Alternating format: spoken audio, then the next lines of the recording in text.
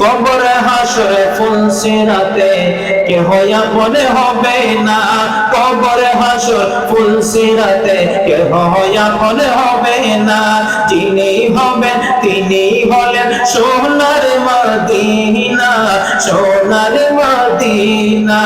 উম্মতেরই বেহেশত নবী, উম্মতেরই বেহেশত নবী সইতে পারে না। যে জন হবে আপনা সেই তোমার জোড়ে, যে জন হবে, বলেন না, যে জন হবে আপনা সেই তো মদিনা। কর লাগিয়া কান্দরে মনে কর লাগিয়া বান্দ, কর লাগিয়া কান্দরে মনে কর লাগিয়া বান্দ। কেউ তো তোমার আপন হবে না, না, না। যে জন হবে আপনা সেই তো মদিনা, সবাই যে জন হবে আপনা সেই তো মদিনা। আল্লাহুম্মা সাল্লি আলা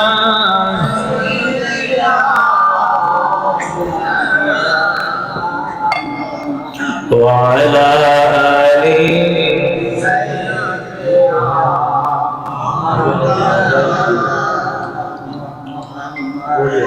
সম্মানিত হাজিরিন, গভীর মনোযোগ। তাহলে আপনার মেয়ে, আপনার সন্তান, আপনার মেয়ে, আপনার সন্তান, আপনার স্ত্রী কেহ আপনার আপন হবে না। আপন হচ্ছে আপনার পেয়ারা নবী, আর আপন হচ্ছে আপনার নেক আমল। নেক আমল যদি সবল হয়, নেক আমল যদি সবল হয়, দুনিয়াতে কোনো চিন্তা নাই, আখিরাতে কোনো চিন্তা নাই।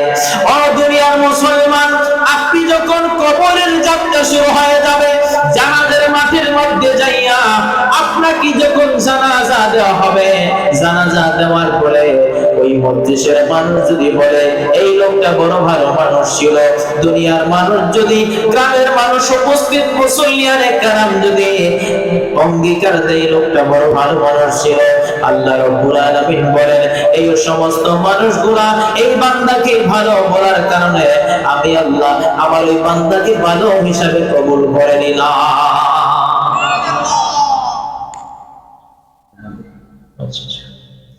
তাহলে আমরা কবরে যাওয়ার আগে যে জিনিসটা মনে রাখবেন, দুনিয়ায় থাকা অবস্থায় মানুষের সঙ্গে খারাপ ব্যবহার করবেন, মুরব্বীদেরকে সম্মান করবেন, মা বাবাকে সম্মান করবেন, আলেম ওলামাদেরকে সম্মান করবেন,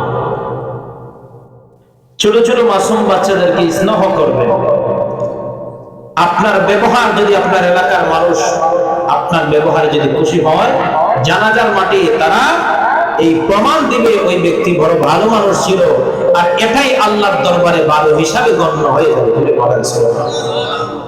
এজন্য নিজের চরিত্র, নিজের আদর্শটাকে সঠিক করতে হবে। সমাজের মানুষ নিজে যাকে বড় বলে বড় সেই নয়, লোকে যাকে বড় বলে বড় সেই হয়। এটার মানে কি? নিজেকে নিজে বড় বলা যায় না, নিজেকে সব সময় নগণ্য করে রাখবে, নিজেকে সব সময় নগণ্য করে রাখবেন। আমি অত্যন্ত ছোট একজন মানুষ, নগণ্য একজন মানুষ। নিজেকে যত বেশি ছোট রাখবে, তার ইজ্জত সম্মান বাড়াই দেবে কে? আরো যদি বলেন কে? এই বিষয়ে যদি আখিরাত এমন একটা ঘাট, আখিরাতের প্রথম ঘাট হচ্ছে কবর, আখিরাতের প্রথম ঘাট হচ্ছে কবর। যে কবরকে বরজাখের জিন্দেগি বলা হয়। জোরে বলেন কিসের জিন্দেগি? বরজাখে আলম, আলমে বরজাখের জিন্দেগি যেটাকে বলা হয়, কবর থেকে হাসরের ময়দানে ওটার আগ পর্যন্ত হচ্ছে বরজাখে আলম। আল্লাহ রাব্বুল আলামিন আপনাকে আমার রূহ যখন রব্বুল আলামিন সৃষ্টি করিয়া রূহানি জগতের মধ্যে রব্বুল আলামিন যখন রাখলেন, আমরা যখন রূহানি জগতের মধ্যে ছিলাম, এটা ছিল আলমে আরওয়াহ। ওই আলমে আরওয়াহর মধ্যে রব্বুল আলামিন কি আমরা প্রতিশ্রুতি দিয়েছিলাম ও রব্বুল আলামিন দুনিয়ার জমিনের মধ্যে যাইয়া আমরা খারাপ কাজ করব না, তোমার হুকুম আহকাম মেনে চলবো, পাঁচ ওয়াক্ত নামাজ পড়বো, রমজান মাসে রোজা রাখবো, তারাবির নামাজ বাদ দিব না, কোরআন তেলাওয়াত করব, যাকাত ফরজ হলে যাকাত দিব, হজ ফরজ হলে হজ করব। ও রব্বুল আলামিন তোমার কোন হুকুম আহকাম আমরা বাদ দিব না। রব্বুল আলামিনের কাছে প্রতিশ্রুতি দিয়ে আসলাম, কিন্তু জমিনের মধ্যে আসার আগে মুয়াজ্জিন সাহেব যখন মসজিদের মধ্যে আযান দেয়, হাইয়া আলাস সালাহ, নামাজের জন্য আসো, হাইয়া আলাল ফালাহ, কল্যাণের জন্য আসো, ফজরের নামাজের ওয়াক্ত, আস-সালাতু খায়রুম মিনান নাওম,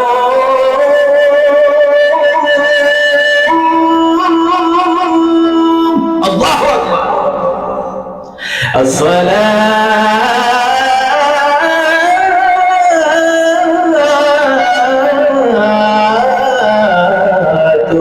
khairun minan nawm।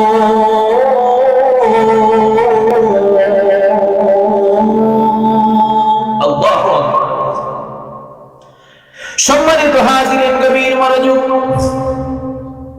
মুয়াজ্জিন সাহেব যখন মসজিদের মধ্যে আযান দেয়, মসজিদের মধ্যে আযান দেওয়ার পরে আমাদের কানের মধ্যে কোনো আওয়াজ যায় না, আযানের শব্দ কানে যায়, তারপরে বান্দার কোনো হোশ নাই।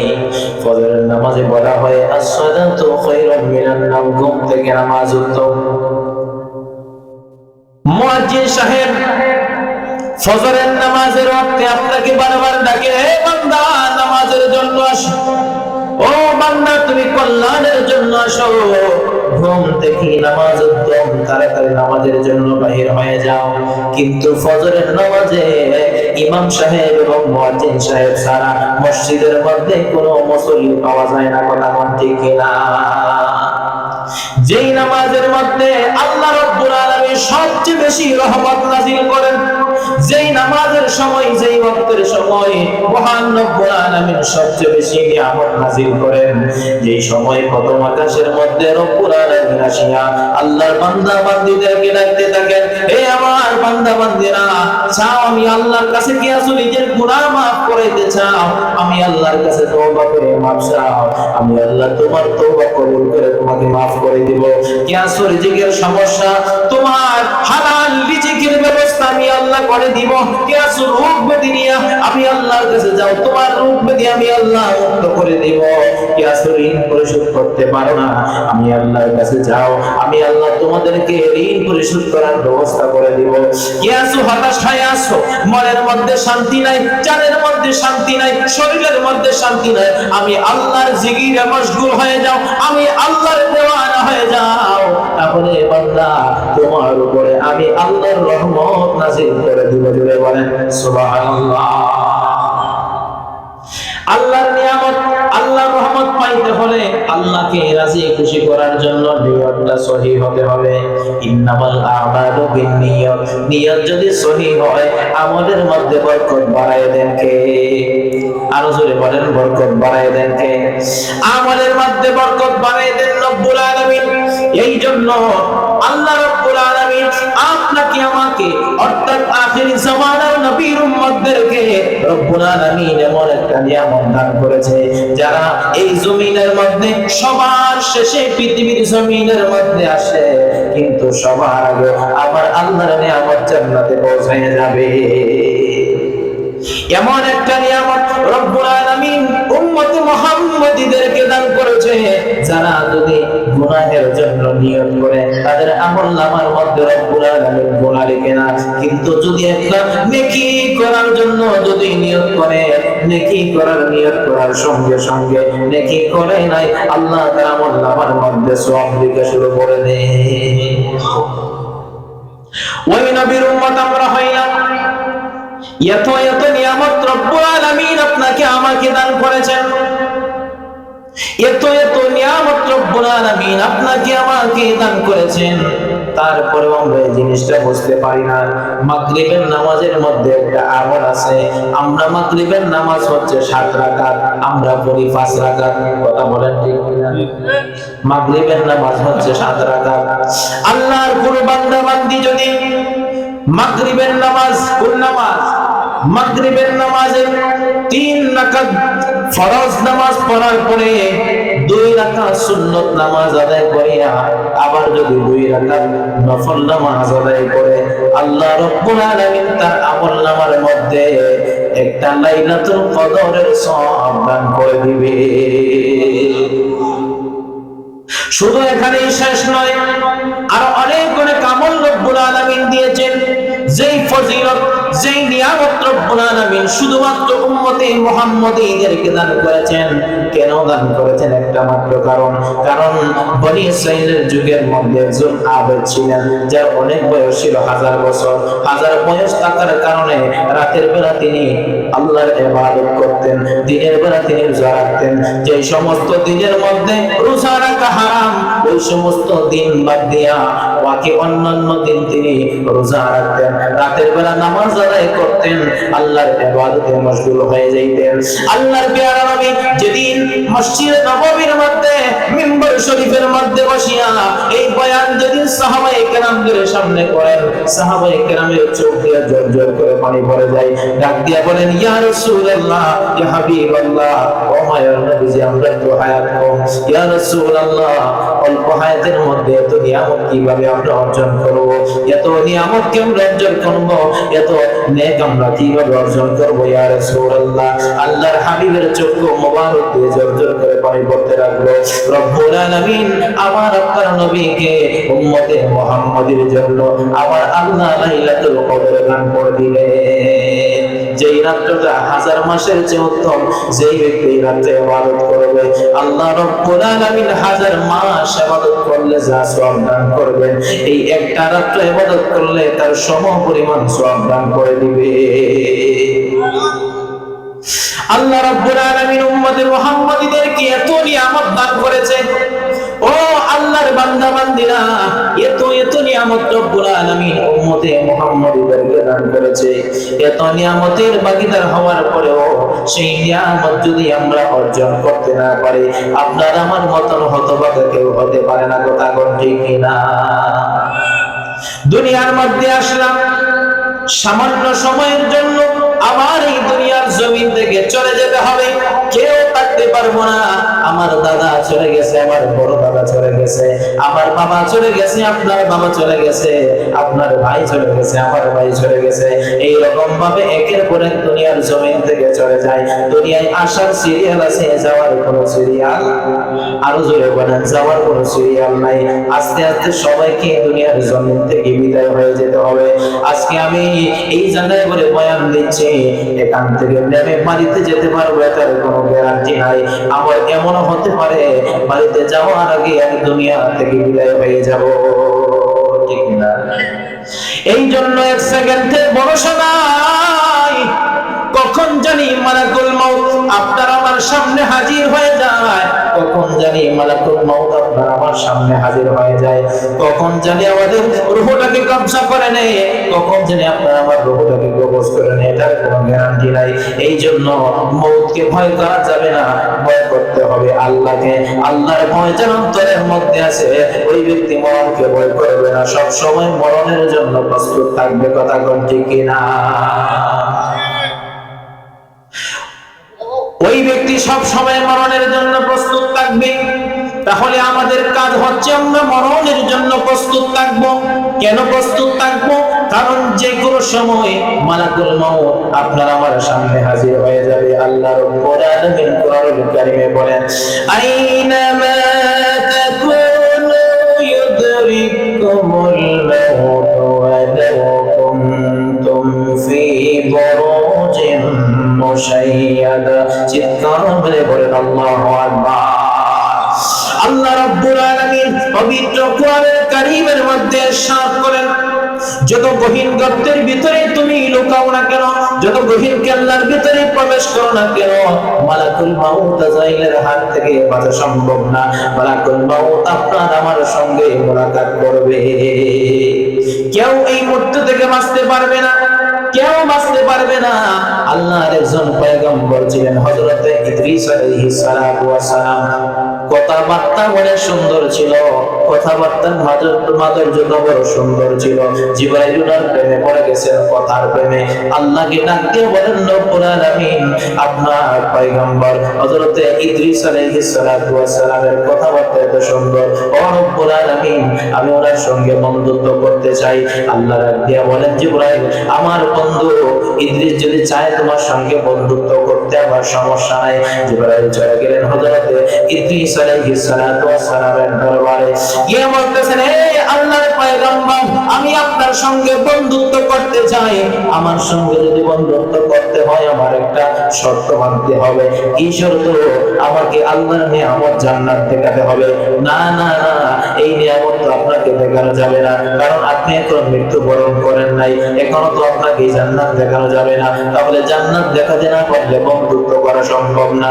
জিবরাইল আলাইহিস সালাতু ওয়াস সালাম হযরত ইদ্রিস আলাইহিস সালাতু ওয়াস সালামের সঙ্গে বন্ধুত্ব করতে চান, আবার ওই দিকে শর্ত চলে দিলেন, ঠিক আছে আপনার শর্তে আমি রাজি। বন্ধুত্ব যখন হয়ে গেল, নিয়ে যান আমাকে আল্লাহর জান্নাত দেখার জন্য। রওনা যখন হয়ে গেলেন জান্নাত দেখার জন্য, আসমান একের পর এক পানি দিয়ে যখন জান্নাতের সামনে চলে গেলেন, জান্নাতের দরওয়াজায় মধ্যে যখন নক করলেন, ডাক দিয়ে বলল, কে? আমি জিবরাইল সম্পর্কে হযরত ইদ্রিস আলাইহিস সালাতু ওয়াস সালাম। কেন আসে? আল্লাহর নিয়ামত জান্নাত দেখতে চান। না না না, যতক্ষণ পর্যন্ত আখির জামানার নবী মুহাম্মদুর রাসূলুল্লাহ সাল্লাল্লাহু আলাইহি ওয়াসাল্লাম যতক্ষণ পর্যন্ত ওনার উম্মতদেরকে নিয়ে জান্নাতের মধ্যে প্রবেশ না করবে, ততক্ষণ পর্যন্ত কোন নবী জান্নাতের মধ্যে প্রবেশ করতে পারবে না। আল্লাহু আকবার। হযরত ইদ্রিস আলাইহিস সালাতু ওয়াস সালামকে নিয়ে আবার যখন হযরত জিবরাইল চলে আসবেন, চতুর্থ আকাশের মধ্যে যখন আসলেন, চতুর্থ আকাশের মধ্যে আসার পরে হযরত মালাকুল মাউত আজরাইল আলাইহিস সালাতু ওয়াস সালামের সঙ্গে দেখা হয়ে যায়। হযরত আজরাইল বলেন, আল্লাহর পয়গম্বর, আমি দেখলাম আপনার মউত লেখা চতুর্থ আকাশের মধ্যে, আমি টেনশনের মধ্যে পড়ে গেলাম। আপনি থাকেন জমিনে, আমি কিভাবে আপনার জান কবজ করব, আমি কিভাবে আপনার রূহ কবজ করব, আমি চিন্তার মধ্যে পড়ে গেলাম। আল্লাহ রাব্বুল আলামিন আপনাকে জান্নাত দেখানোর জন্য জিবরাইলের মাধ্যমে আল্লাহ রাব্বুল আলামিনের ওসিলায় আপনাকে নিয়ে আসছেন চতুর্থ আকাশের মধ্যে। চতুর্থ আকাশের মধ্যে যখন হযরত মালাকুল মাউত আজরাইল আলাইহিস সালাতু ওয়াস সালামের সঙ্গে যখন দেখা হয়ে যায়, দেখা হওয়ার সঙ্গে সঙ্গে হযরত ইদ্রিস আলাইহিস সালাতু ওয়াস সালাম দুনিয়া থেকে বিদায় হয়ে গেলেন। ওনার রূহটাকে মালাকুল মাউত কবজ করে নিল।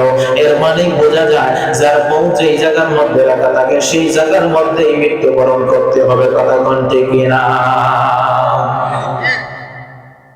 আমার মরণের কতদিন বাকি আমি জানিলাম না গো আল্লাহ, মরণ কতদিন বাকি আমার মরণের কতদিন বাকি আমি জানিলাম না গো আল্লাহ, মরণের কতদিন বাকি। ডাইনে বামে মাটি আমার মাটির বিছানা, ডাইনে বামে মাটি আমার মাটির বিছানা। আমি চলে যাব, আমায় তোমরা কইলা যাইও না। আমি চলে যাব, আমায় তোমরা কইলা যাইও না।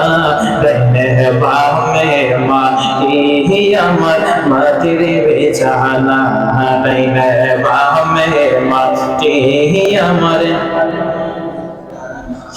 ডাইনে বামে মাটি আমার মাটির বিছানা। এই দুনিয়ার জমিন থেকে সবাইকে একদিন চলে যেতে হবে। কেউ পৃথিবীর জমিনের মধ্যে আমরা থাকতে পারবো না, সবাইকে একদিন পৃথিবীর জমিন ছেড়ে চলে যেতে হবে।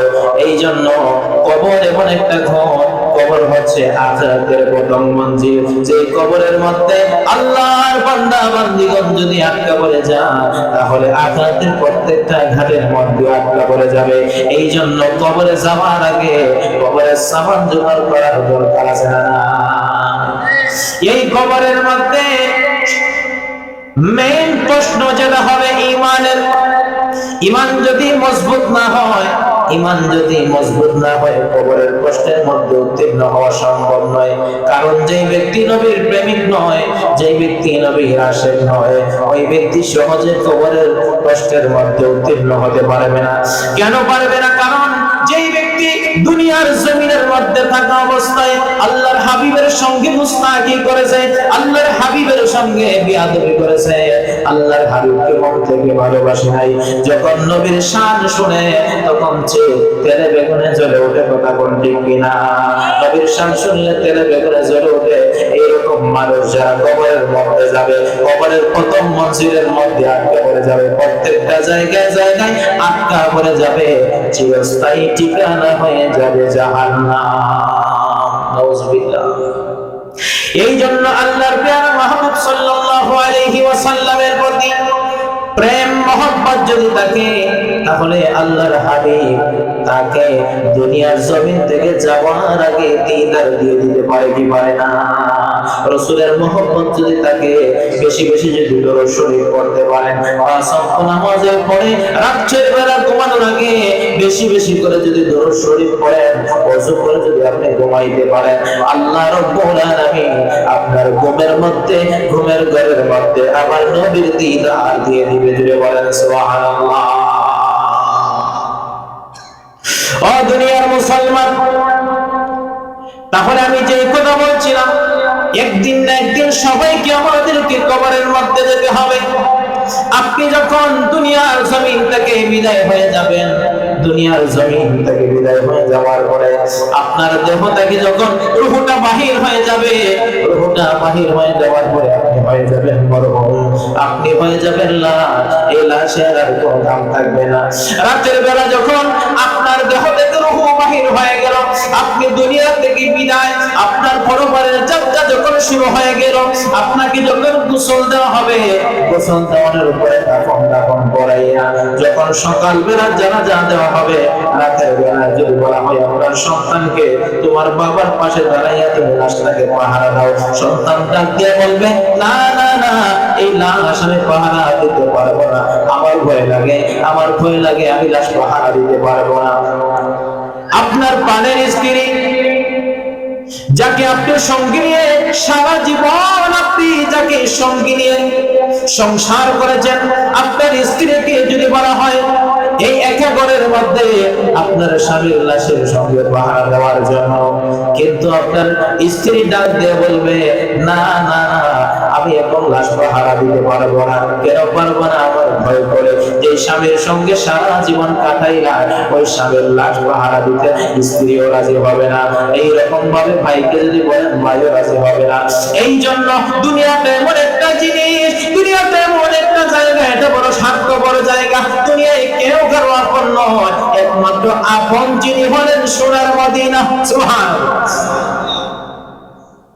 কবর হাসরে ফুলসিরাতে যিনি আপন হবে না, কবর হাসরে ফুলসিরাতে যারা আপন হবে না, যিনি আপন তিনি হলেন সোনার মদিনা, সোনার মদিনা। উম্মতের বেতা নবী, উম্মতের বেতা নবী সইতে পারে না, যেজন হবে আপনা সেই তো মদিনা, সবাই যেজন হবে আপনা সেই তো মদিনা। কারে লাগিয়া কান্দরে মন, কারে লাগিয়া বান্দ, কারে লাগিয়া কান্দরে মন, কারে লাগিয়া বান্দ, কেউ তো তোমার আপন হবে না না না, যে যে চলে হবে আপনা সেই তো মদিনা, সবাই যে চলে হবে আপনা সেই তো মদিনা। কবরে হাসরে ফুলসিরাতে কেহ আপন হবে না, কবরে হাসর ফুলসিরাতে কেহ আপন হবে না। যিনি হবেন তিনি হলেন সোনার মদিনা, সোনার মদিনা।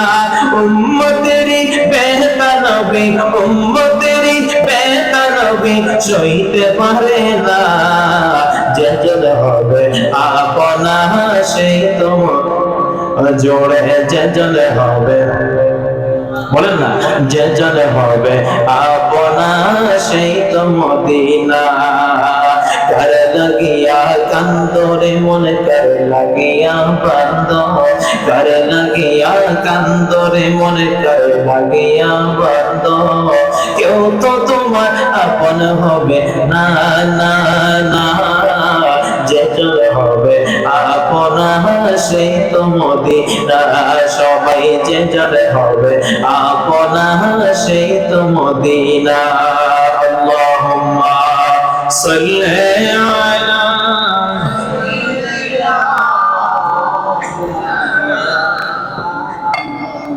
ওয়া আলা আলি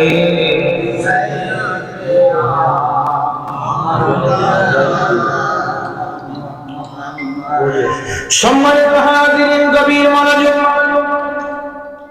তাহলে আপনার মেয়ে, আপনার সন্তান, আপনার মেয়ে, আপনার সন্তান, আপনার স্ত্রী কেহ আপনার আপন হবে না।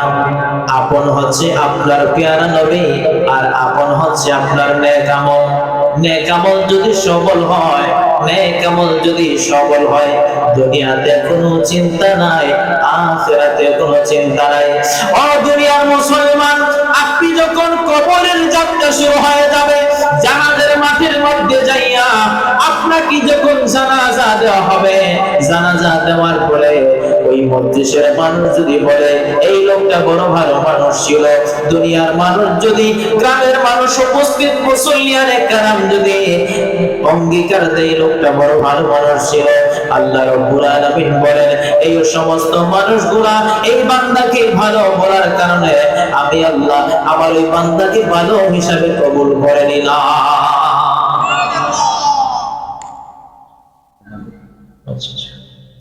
তাহলে আমরা কবরে যাওয়ার আগে যে জিনিসটা মনে রাখবেন, দুনিয়ায় থাকা অবস্থায় মানুষের সঙ্গে খারাপ ব্যবহার করবেন, মুরব্বীদেরকে সম্মান করবেন, মা বাবাকে সম্মান করবেন, আলেম ওলামাদেরকে সম্মান করবেন, ছোট ছোট মাসুম বাচ্চাদেরকে স্নেহ করবেন। আপনার ব্যবহার যদি আপনার এলাকার মানুষ আপনার ব্যবহারে যদি খুশি হয়, জানাজার মাঠে তারা এই প্রমাণ দিবে ওই ব্যক্তি বড় ভালো মানুষ ছিল, আর এটাই আল্লাহর দরবারে ভালো হিসাবে গণ্য হয়ে যাবে।